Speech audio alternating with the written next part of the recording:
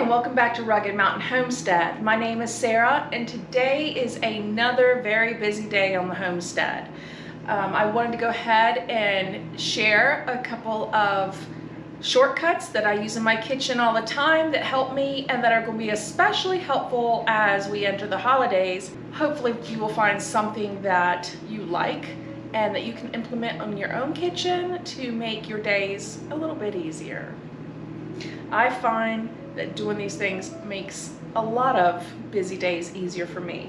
So right now I have 5 pounds of ground beef cooking on the stove, and I have a batch of proofed yeast here getting ready to make a big batch of hot rolls.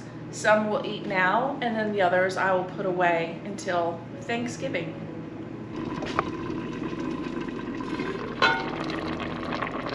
So that's looking good. Okay, so let's go ahead and get these rolls going because there's going to be quite a few. I'm altering a recipe from my very special cookbook,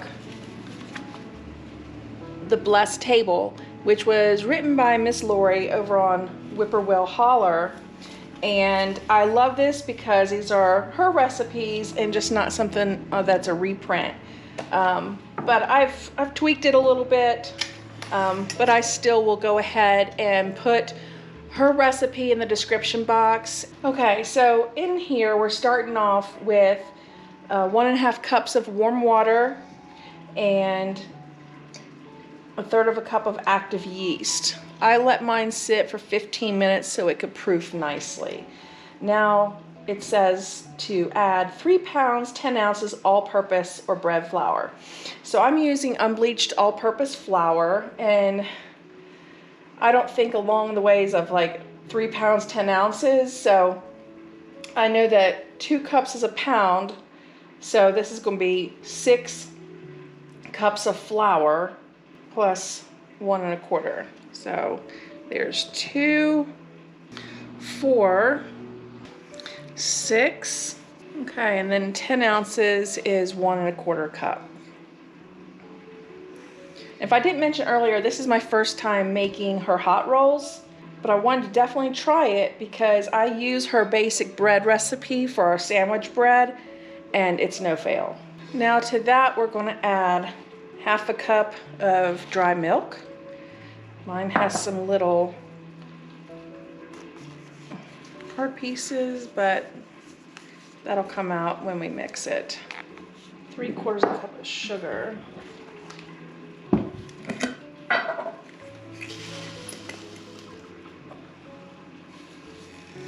It's the holidays. I'm going to put in a cup. 2 tablespoons of salt.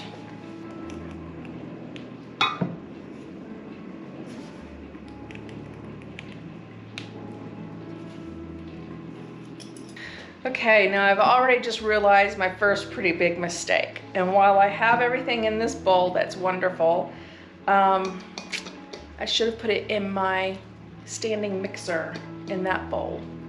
So I'm going to transfer everything over into my stand mixer. Okay, that is also proven to be a little more than my stand mixer can hold. I do have a professional KitchenAid.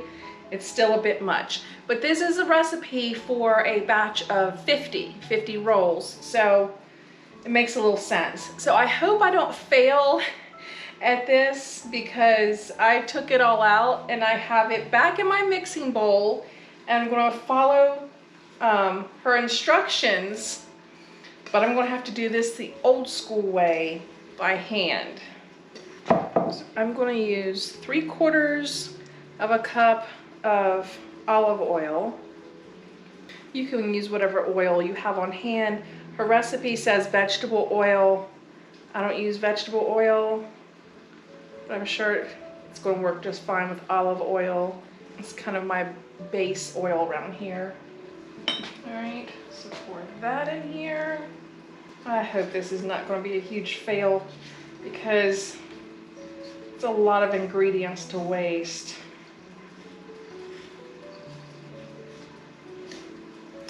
So we can chat real quick while I'm doing this about why I'm doing this and what exactly it is that I'm doing. Okay, well, browning 5 pounds of ground beef, what I do is, particularly on busy nights in the homestead kitchen, is that I will use a pound of it to make hamburger soup that'll sit on the stove all day, that I don't have to worry about dinner tonight. Then I'm going to add some onions and peppers to it once it's all browned up. I don't drain it because I use what bit of fat is in there to basically saute the onions and peppers. It's never been a problem for me. The ground beef that I'm using there is local meat, and it's an 85-15 content. 85% meat, 15% fat. So what I'll do with that is, once it's cooked up, I will put it into 1 pound bags. That way I have pre-cooked meat with onions and peppers pre-cooked in there as well. Now, I put the onions and peppers in there because I about throw onions and peppers into everything I make. I don't season it. I just go ahead and put the onions and peppers in there because I could be using it for a variety of things, so that's why I season it afterward. Once, you know, I'm making something, I can use it for burritos, for tacos, for spaghetti sauce. I've used it for beef gravy over noodles, just so many different things. And when you have it cooked up with your onions and peppers in packages, all you have to do is pull it out and heat it through. So it's a real convenience item. And even though I do meal planning, it makes it very convenient on days that I'm super busy. Today being one of them.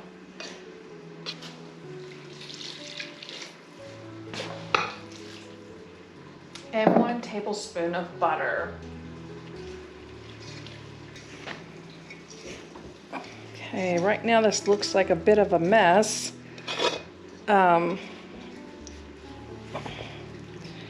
My hands have been washed. So here shortly, I'm probably just going to stick my hands in here. I don't think my KitchenAid would have held up to this weight. You may have a professional mixer like a Bosch or something like that, but my KitchenAid usually works pretty well for most everything. It's very wet. I'm gonna get my hands in there. Oh, this is not my favorite thing, getting my hands into dough. But Miss Lori is at a very different altitude at Whippoorwill Holler than I am. I'm at 6,600 feet, a little over 6,600. And so I'm going to have to be making some adjustments here. And it rained here this morning, which also plays a part in your bread dough, any type of bread dough. So I'm probably going to have to add more flour here.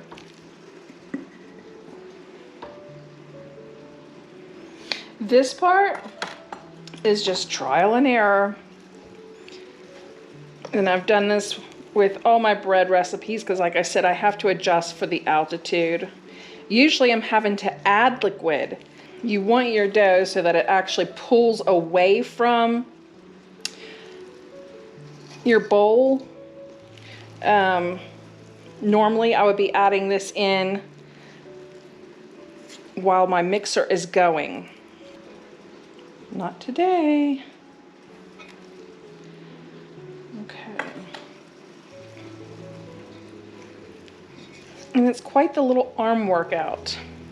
The only thing that I can remember dough-wise that's been this heavy and difficult for me was one Easter, I was trying to make masa bread for Easter for my husband. And I had his grandmother's recipe that was shared with me by their family. And oh my gosh, what a workout on your arms. And Dean said he remembers his grandmother just muscling through the dough.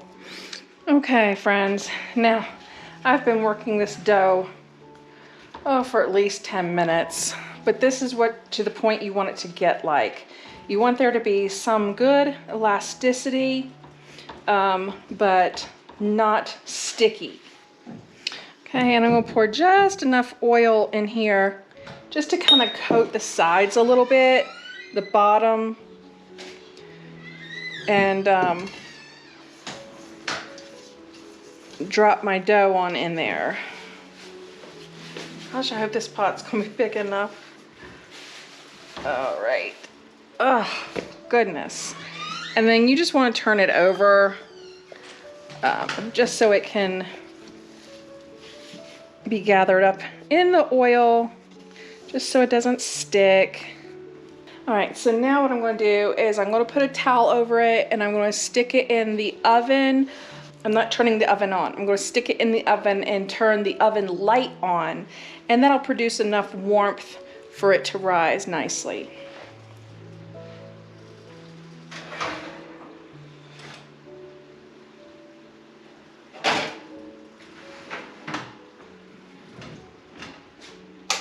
Oven light on. Bread making, I don't care what anybody says, is an art form.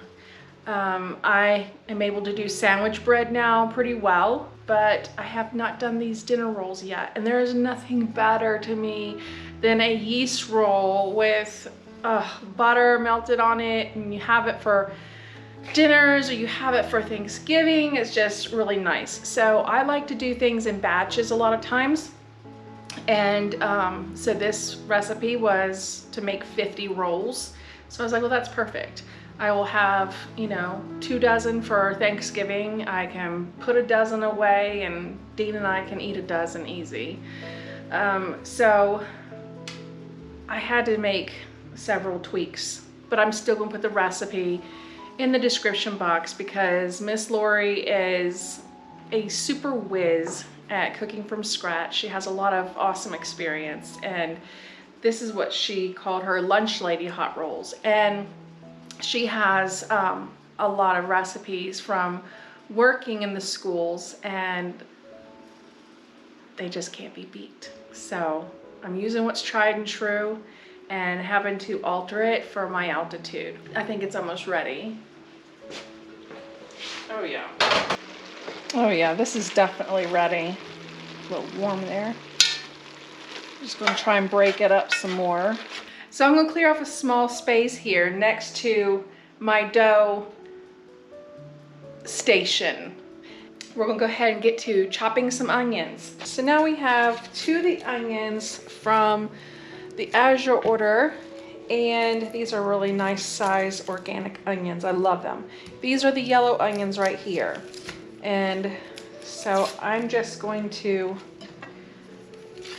chop some up to throw into the ground beef.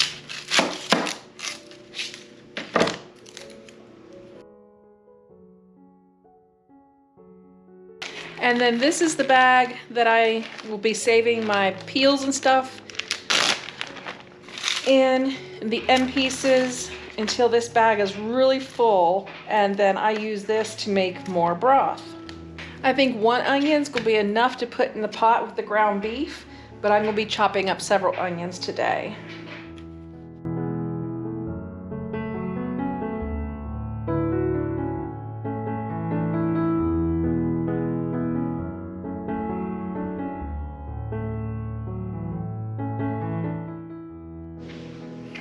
Okay, now there is 1 large onion, roughly chopped.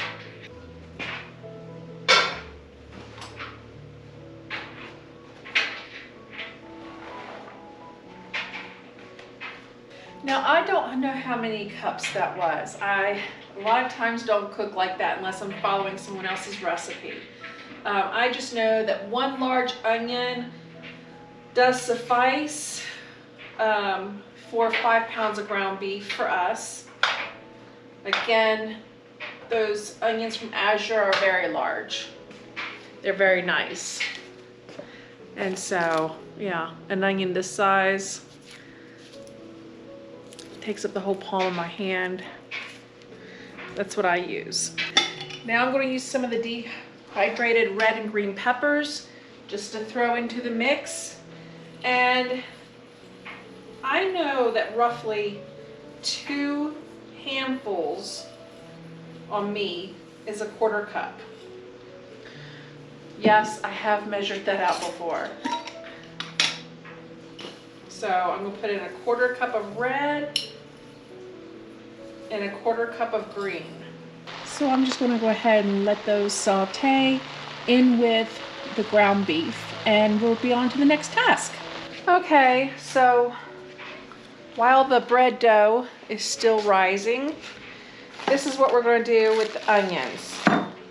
I'm going to go ahead and chop up this onion like I did the other one, except these are going to be the onions that are going to be flash frozen. I'm going to dice them up, I'm going to flash freeze them, and then put them in this freezer bag for later use.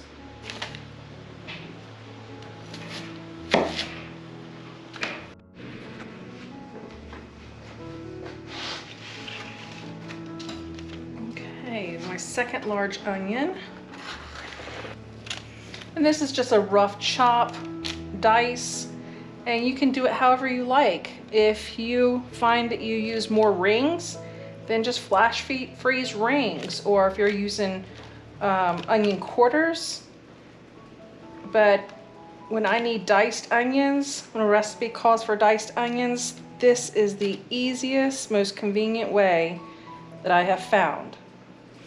And the reason you put it on the pan and flash freeze it is because if I were just to take these 2 large onions chopped and dump them in this bag, they're going to all freeze in one clump.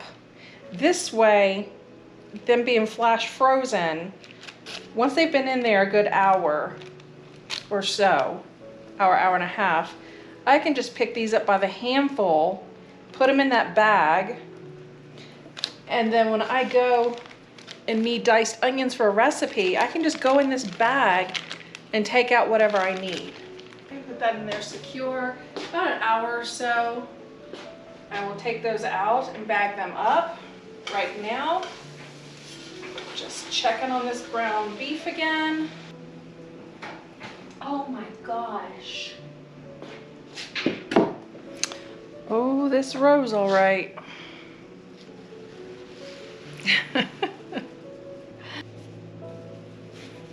I think I'm just going to turn it all out onto here.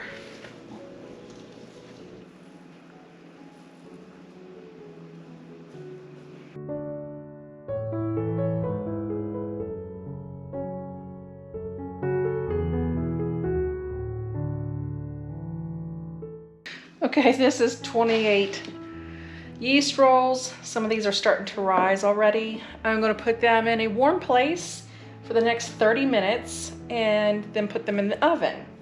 However, this says it's supposed to make 50 rolls. Look at all this here. I think I'm going to have much more than 50 rolls, but that's quite all right. Okay, I turned the heat off on the ground beef with the onions and peppers. I'm just letting it cool off a bit. As you can see, the onions are translucent and the peppers have cooked in nicely. These have been over here rising half an hour. Ooh, and don't they look nice? They're going to go into a 400 oven now and bake for 30 minutes. Okay, here's another 28 yeast rolls that I've just put on top of the stove to rise, while the previous 28 are in there baking, and I have a dozen in the freezer being flash frozen. So that made quite a bit more than 50 for me. Okay, now I went ahead and spooned out a pound into each one of these Ziploc bags. That's 1 pound of ground beef with onions and peppers inside. I'm just letting it cool a little bit more with the bag open before I seal them up.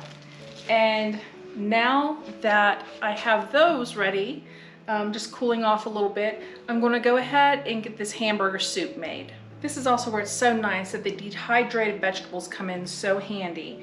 So yes, I did brown this ground beef with onions and peppers, but this specific soup actually calls for a whole pepper, red, green, and yellow.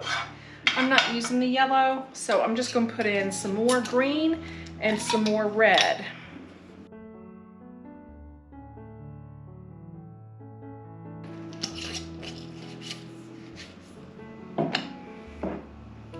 We have some celery stalk here, the dehydrated celery stalk.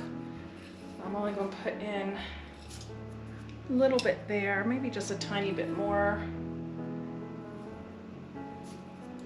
That has a very strong flavor to it. I don't like to be overpowered by a celery flavor. So now I'm going to use some of my home canned goods and get those put in. We'll start with a quart of carrots. Now I'm not going to drain them because we're going to go ahead and use the water that is in there with it. It'll flavor the soup, and it'll also give it the right consistency once we add the stock. Okay, so that's 1 quart of carrots. We're going to use 1 quart of potatoes. Okay. Now there's about 6 potatoes in a quart jar, and I want to say about the same for carrots, in case you were just wondering. And I spilled a little bit of that, which is not good. All right, and there's 1 quart of my homemade chicken stock.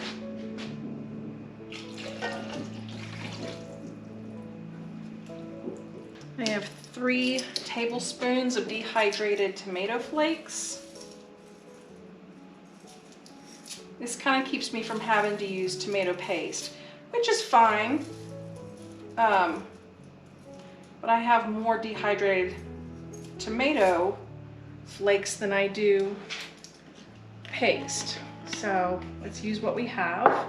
I'm gonna put in a tablespoon of garlic, half a teaspoon of salt, and this salt is my favorite to cook with. It's a coarse grind, and it's a Redmond's salt. I'm not sure the exact one, but it's really nice, and I like to cook with it. I don't season my food at the table with it because it is a much more coarse grind, but it's so good when I'm cooking. Half a teaspoon of black pepper, half a teaspoon of oregano,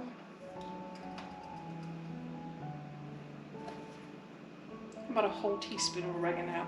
I normally don't measure out my spices. I just kind of do it until it looks right to me. But I'm measuring these out for the sake of the video, just to kind of give you somewhat of an idea is in this soup. And 1/8 of a teaspoon of cayenne. I do try to go relatively easy, because if you overdo it, then you're going to take away from the goodness of your soup. And I'm going to put in just a little bit of parsley. I would say probably a teaspoon. Okay, I'm going to have to add 1 more quart of chicken stock. Of course, you can add whatever stock you want, or whatever you have. Veggie, beef, it all works.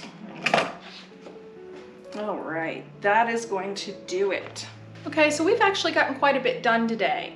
We have 4 pounds that's going to be pre-packaged cooked beef. This is a huge time saver when you need a quick dinner,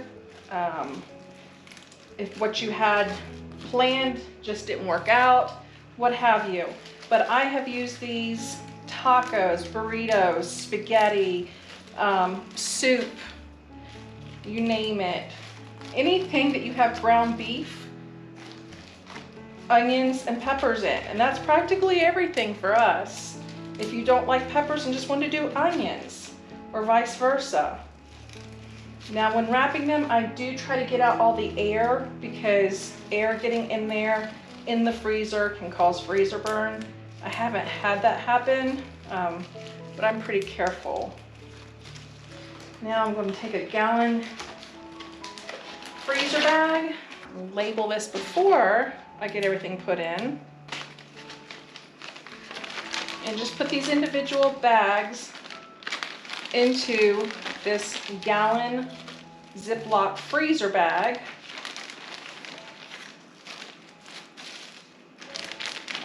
And this is a great convenience. And there we have it. So this will go straight to the freezer now, and I am prepared for 4 meals, whatever you want, that's ground beef. Now I have a huge mess in here, and I like to clean as I go, so that way when after dinner I don't have this gigantic mess and I'm starting to slow down. So I think that's good. We've got a lot of rolls made. We diced a lot of onions and we're flash freezing them. They're just not ready to come out yet. Flash freezing rolls, made soup, and did pre-made ground beef. And I want to talk a little bit about food storage. And there's the alarm. So I'll catch you back here in a little while.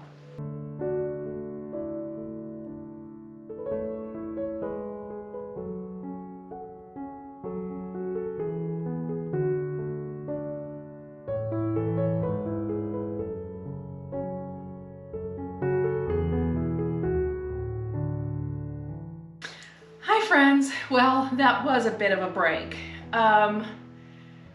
Yesterday evening, I hit a wall after having dinner with Dean, and I was like, you know, you can't always get it done in one day. So we did get a lot accomplished, and the hamburger soup last night was delicious, but we had quite a bit of leftovers. And leftovers is not something that we like to eat day in and day out until it's all gone. So what I did is I just took what was left and I canned it up today. And even doing those little bits, that's food preservation. And a lot of time people think of food preservation happening in the summer and in the fall, but actually for me, it's all year round. So anytime that you can preserve something, even if it's your leftovers, go ahead and do that. Okay, recapping what we got accomplished yesterday. So this is had overnight to freeze, and this is our ground beef with peppers and onions, and there's actually 4 pounds in here. So just super convenient. Pull out a pound. All you need to do is heat it up until it's heated all the way through, and it's ready to go. So that makes for a simple help. Then we chopped up 2 large onions. It gives about a half of a gallon-sized bag, so that's nice. They were flash frozen, so now if I need some, I can just open it up, grab a handful, throw it into whatever I'm cooking. Now, if I'm going to chop into half an onion for some reason, I'm just going to chop up the whole thing and throw what's left in here. Just kind of keeps it going. Also, the rolls yesterday, I took a dozen and I did not let them rise a second time. I just took them and flash froze them as well. Now you can see, just like in the store, we have these tiny yeast rolls. So this is kind of an experiment. I expect it to work just fine. What I will do is I will defrost them and then let them rise for 30 minutes. And then I'm going to bake them at 400, just like I did the other rolls. And because the other rolls made so many, I also took a dozen, put them in a Ziploc bag, and I have those in the freezer. And then I can just let them defrost and warm them up. They'll be ready to go. So that's actually a good bit. These are shortcuts, and they are also preservation methods. Talking about another preservation method, of course, my first go-to, as you can see, is canning. But a lot of times people are hesitant to pressure can, or they don't have experience with it. Many different things. So, but there's always freezing and dehydrating and freeze drying. So one of the big vegetables that I have that I can, that I dehydrate, and that I freeze are potatoes. Now, there are so many different methods, and of course canning is a major one for me.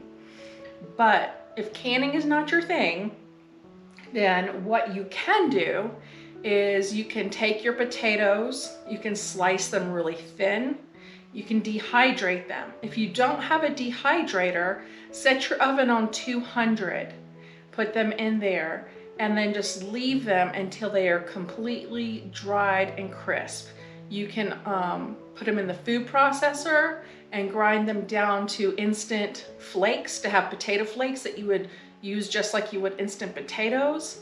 You can keep them dehydrated into chips. You can also boil your potatoes, boil your fresh potatoes, and make a dish. And that's what I have here. That's what I did. This is just something I made up. It's called homestead potatoes. And I took the boiled potatoes, and to my mixing bowl, I just added 1 block of cream cheese, 1 container of sour cream, a little bit of shredded cheese, and my seasonings.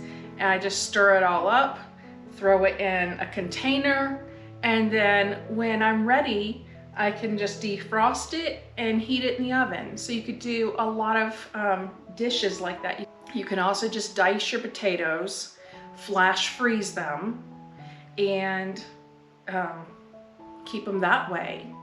You can also use your food processor or even a hand grater. You can grate potatoes and just flash freeze those and have hash browns. So there's a lot that you can do.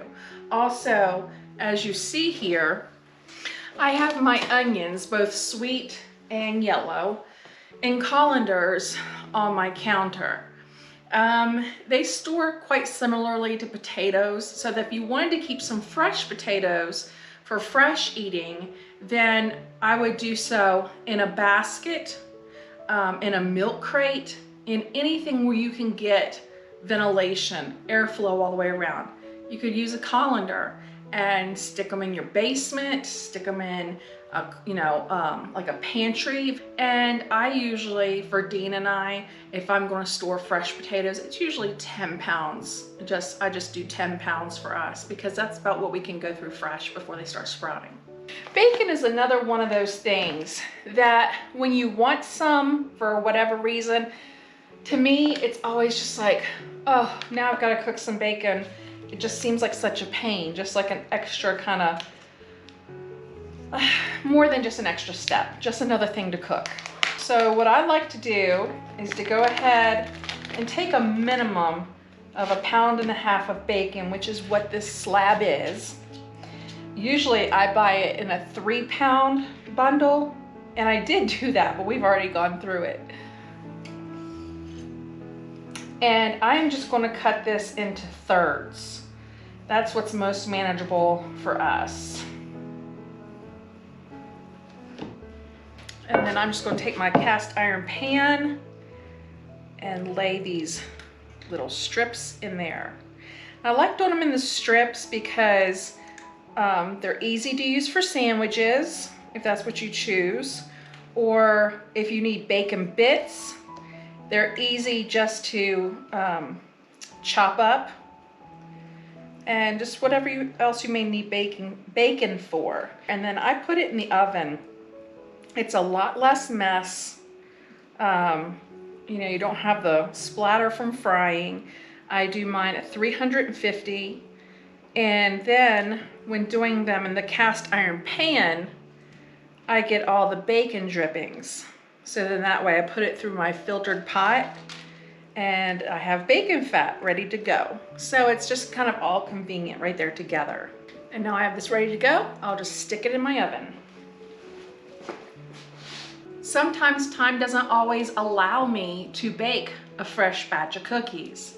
So what I do is that when I do bake a fresh batch of cookies, I just go ahead, and they usually make like 3 dozen, and then I will go ahead and bake 2 dozen, and I will prep 1 dozen for the freezer. When I do that and I want cookies later on, all I have to do is go to the freezer, take the cookies out, and lay them on the sheet pan and bake them. It's just like having those expensive bioengineered food materials in the break apart cookie dough you find in the store. So let's go ahead and make our own.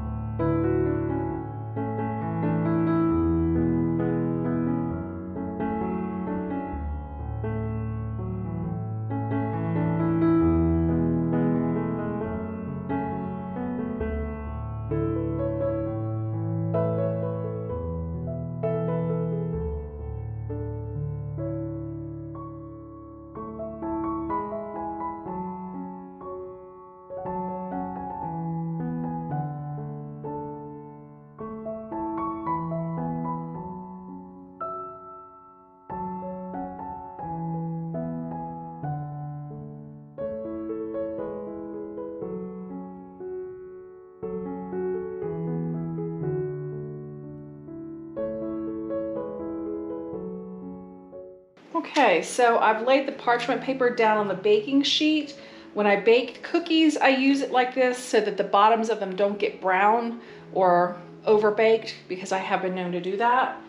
And I just scoop them out with my cookie scoop and put 1 dozen on a sheet. I'm going to take these down to the deep freeze and go ahead and flash freeze them. That way I can save them individually in a bag and they won't stick together.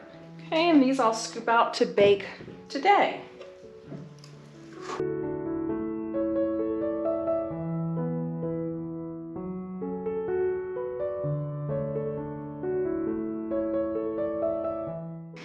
Okay, bacon is now out, cooled off. I'm just going to stick it in a Ziploc gallon size bag.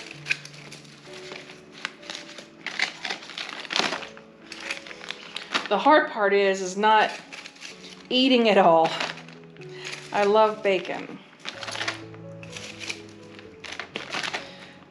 this does save you an extra step and a little bit of extra time. So if you can be in the kitchen just to do a few of these things, it really does pay off in the long run.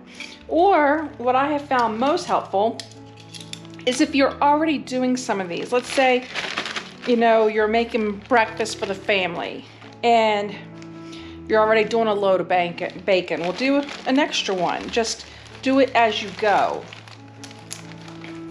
Now, a lot of times I will use bacon bits. I will use them in my homestead potatoes, all different kinds of things, but I just love bacon. There we go.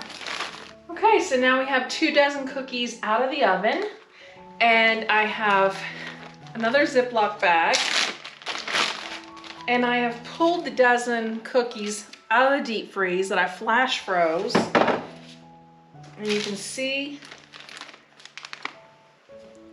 just like the break-aparts, and I am just going to put them in the Ziploc for later.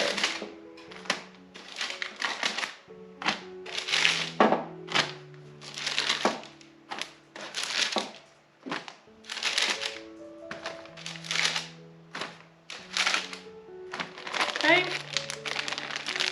now they're all in here together, but yet separate. So if I just want to reach in there and pull one out, I do. It doesn't stick together. That's very handy. Ready to go back to the freezer.